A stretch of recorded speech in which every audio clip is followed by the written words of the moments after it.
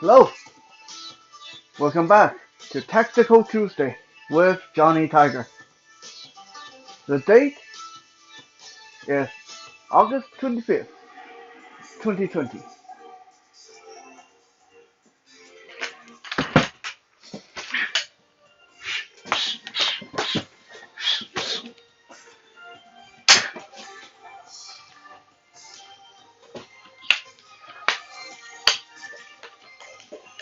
Liqueur, but not very practical. I've been asked time and time again, is there advantage or ways of using a white cane as a self-defense weapon? I've had sighted folks come to me and say, "You are so lucky as a blind person. You're carrying around a self-defense weapon with you every day." Well, let me set that straight first. This cane, while looking pretty awesome, I know, it's not ideal as a self-defense tool. In fact, it is my humble opinion that if you are actually thinking about self-defense, then stop thinking of your white cane as a self-defense weapon, because that is not what it's made to do. This thing is not very strong. This is a series of hollow tubes that snap together to form a cane. This particular cane I have is made of fiberglass, which on its own is actually quite a strong material, but not when it's hollow and not when it's long like this. Look at how even when I hit it like this, you can see it flexing. Okay? If I really chop down on it, this is going to shatter. This is going to break. Standard, cheaper white cane made of very soft aluminum that you can bend with your hand. Some of them made of graphite that also can be easily broken. These things are made for blind people to be able to walk around with, for us to find our way, and they're made light and portable. That is why they are not meant for self-defense tool. You also have to consider that this is really, if you use this as its full length, it's only really good, and it's not even all that good at full range, which if you are carrying around one of these, that means you're pretty blind. That means you probably can't see very well. You don't want to fight someone when they're this far away, like 5 feet, 6 feet away from you. Okay, from here, I don't really know where his head is. I can guess, but if I want to target his nose, I wouldn't really have any idea. If I want to hit him in the groin, this is difficult.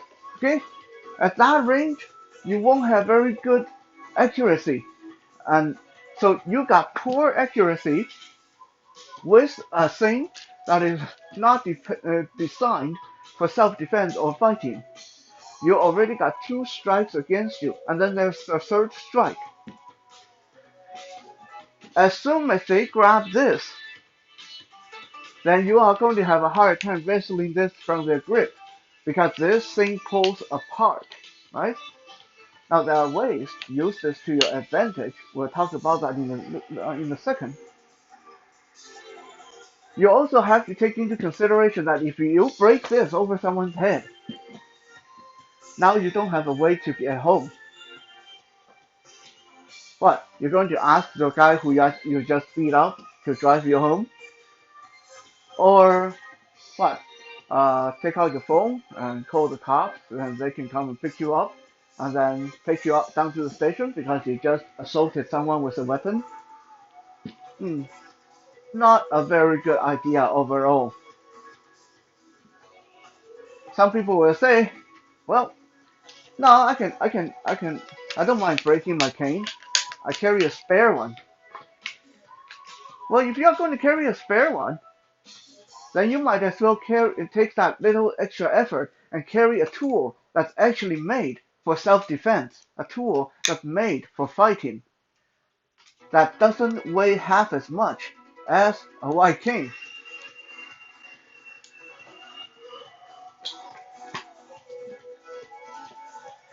When we are thinking about using a white cane for self-defense, now I'm not going to talk too much about the rigid cane. There are white cane that is all one piece.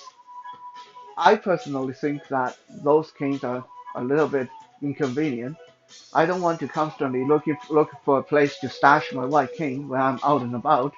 When I'm sitting down in a restaurant, I have to slip that under my chair and hope the waiter or waitress is not going to trip over it, or lean that against the corner, and hopefully someone's not going to steal it. No, I personally don't believe in rigid canes. I know they're great for traveling. I know that they give you great tactile feedback. And yes, they actually do make better weapons for self-defense, but they're just not very convenient. So I'm going to focus mostly on folding cane today. If you are interested in learning how to use your rigid cane, then you want to look up videos for staff fighting, stick fighting, bow staff, and that kind of stuff. We may cover that in the future, but not in this video.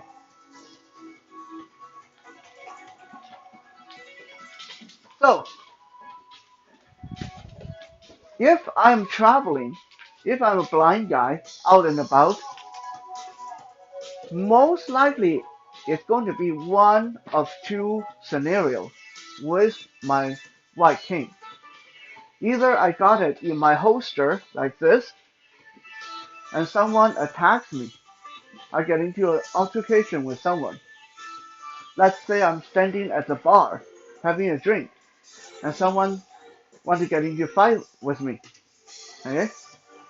Now I do this fancy, really cool thing, whip it out like this, and then I have to get ready for battle with my cane in my hand. Look cool, right? But while I'm doing this, that person is probably pulling out a knife, grabbing a bar stool, getting a beer bottle off the table.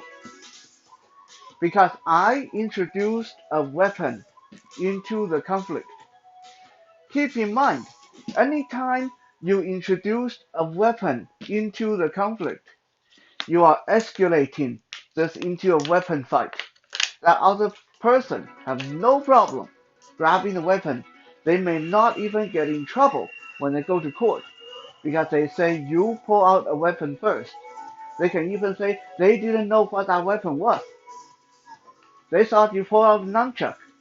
So now they have to hit you over the head with a bar stool. And believe me, your white cane versus a bar stool is going to win. Your white cane versus the pocket knife, unless you're really, really, really, really good, that pocket knife is going to win. Your white cane versus a beer bottle, that beer bottle is going to win. So, if I have my cane in my holster and someone approach me at the bar and want to goad me into a fight, rather than pulling out my cane, I can pull this out. I got my karambit. I go right into attack. Okay. Someone goes me into a fight, and I'm at the bar. My cane is in my holster. I rather than pulling out my cane, I pull out this my switchblade. Right. Someone tried to goad me into a fight. Rather than pulling out my white cane, I pull out my tactical pen and directly go into attack. Much smaller, much lighter, much faster, and these are actually made for self-defense. Okay? I got about 1,000 of these babies on my person. I don't need to resort to my white cane, which I have to depend on to get me home.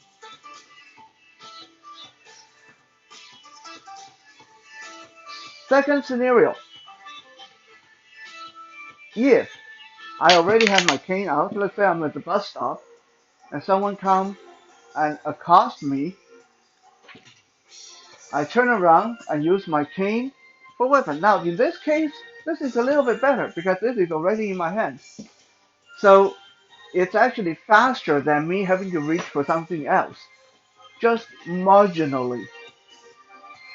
But remember, for this to be effective, for the white cane to be effective, most of the time you have to fold it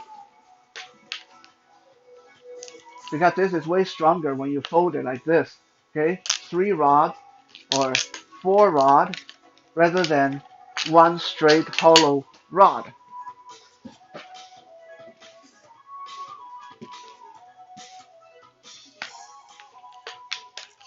So in the end, white cane not very good for self-defense. But since we are here to answer how to use it for self-defense, I would have to talk a little bit on that.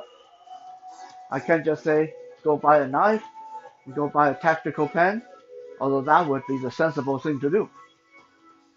So let's look at the two scenarios. Let's say I have my cane in my holster, my hands are empty. Someone accosts me at the bar. When I pull out my cane, I'm not going to do the cool flourish to open it up. Right? That defeats the purpose. Like I said, when it's folded out, it's a lot stronger. Right?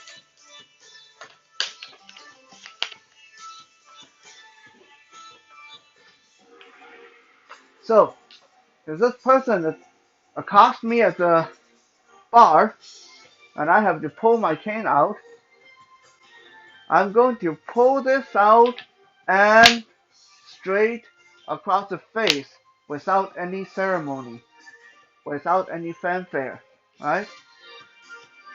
If you got to practice your quick draw, I don't know if you saw there, actually missed the target, okay? That's not very cool because it's short, like this. Okay, I have to do a backswing to get the guy. Okay.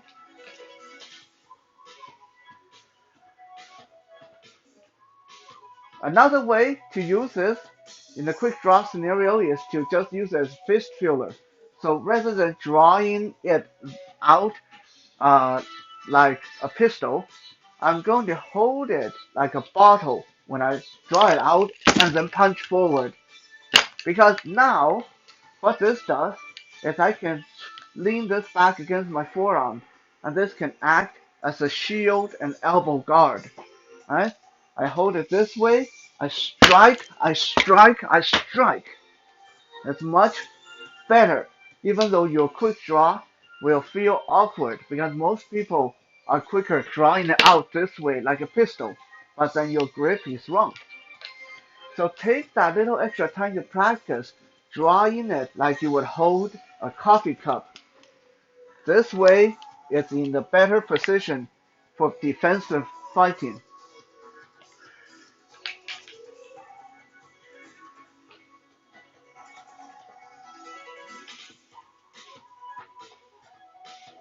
Another way, now, if I want to draw this the regular way, the pistol drawing way, I can still use this for striking, but what I want to do, when I draw this out of the holster, I want to let this slide through my grip, so I'm near the front end of the cane. I'm near the front end of a folded up cane with the metal joint protruding from the top of my fist. Because from this position, I can then go in and just stab this into the person's face, neck, collarbone. Okay, lead this, lead my fist with the folded up joint of the cane, like that.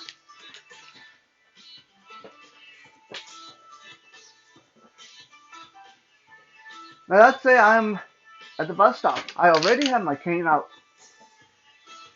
Someone accosted me. Thus, now we have a lot more options. I'm going to walk you through a few techniques. Technique 1.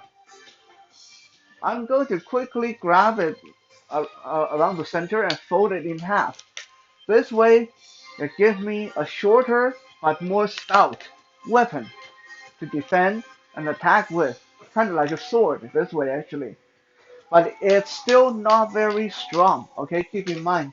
And you want to hit it on the edge, not on the flat part on the side. Right? You want to hit it on the edge, not from the side of the two sections. Okay? You want to think of this as a sword with an actual edge that you can cut like that. Okay?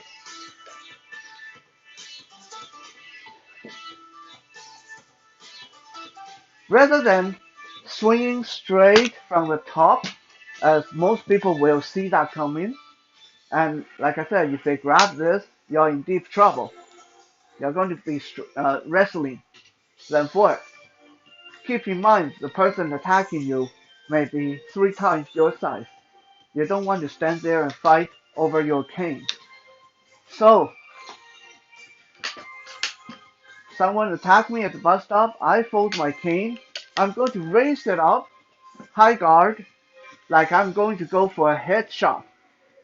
But rather than going for a headshot, I'm going to pivot to the left and whip it down. Pivot and whip it down. Okay? Pivot, whip it down into the groin, into the leg, into the kneecap. Okay? I'm not going to go straight from the top because they are going to expect that. Pivot, down. Pivot, down. After you do the down strike, then you can pivot back and do the top strike. So it's pivot, down, up, right?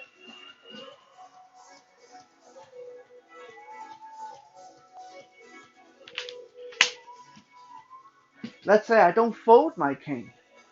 I just want to use my cane as an extra point of balance. When I go into attack, let's say I want to throw a knee at the person, I can use this cane for my extra point of leverage and balance by putting this close to my hip. So when I launch my knee, I'm very well planted. I don't lose my balance. When I go in for an attack, I can also shove this cane down between the person's legs behind their heel. So when I shove them, when they step back, they will trip over the cane, they'll lose their balance for that instant. Keep in mind, you might get your cane broken when they fall on your cane that way. I can also hold my cane near the top end like this, and rather than use my cane to hit, I'm going to jab this right into the throat, right into the face, right into the eyes. Okay? Jab, jab with the top of your cane.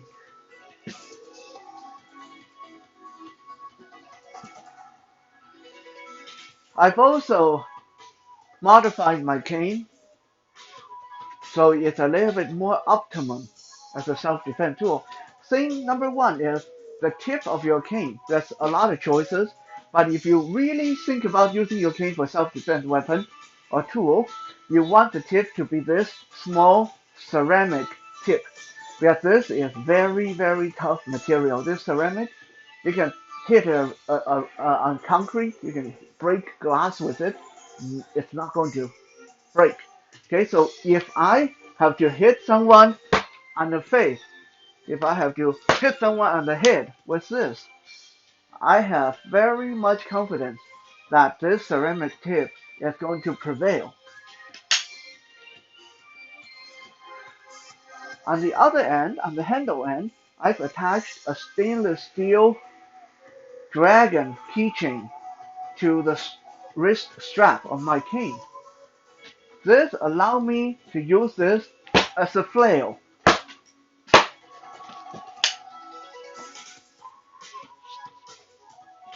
So both ends of my cane are weaponized, ready for combat.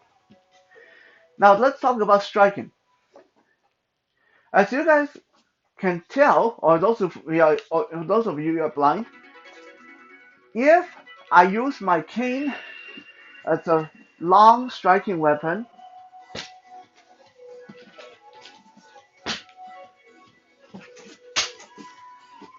it doesn't sound that it's hitting that hard, does it? Because this is too long, too skinny, too flexible. It's not going to hit that hard. Okay? Now let's say I fold it.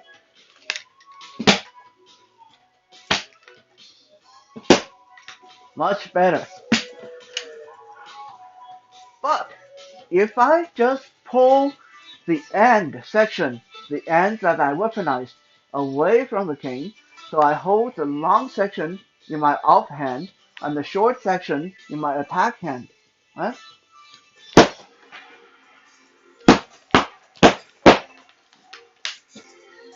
That hit a lot harder. The handle end too.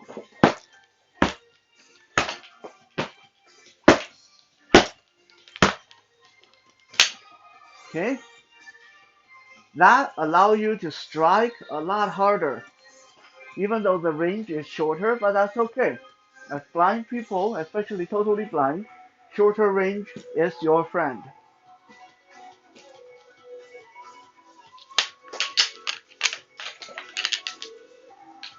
If I fold my cane up, I hold it like this, I hold all the section together.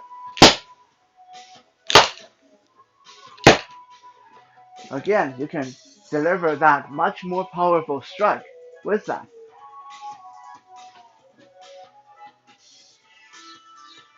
In the end, like I said, there are a lot of things you can do with the white cane in a fight. But because it's not made for it, it requires all kind of customization and adaptation, which makes it not really worthwhile as a self-defense tool. If you really want the self-defense tool, get one of these. You don't have to do anything with it. Okay? Get one of these big knives. Don't have to do anything with it. Get one of these karambit. You don't have to do anything with it. Just train with it. Okay? They're lighter, easier to carry, and they're actually made for what you want them to do. Heck, get a tactical pen. It's already sharp. It's a nice small tool. It's much better.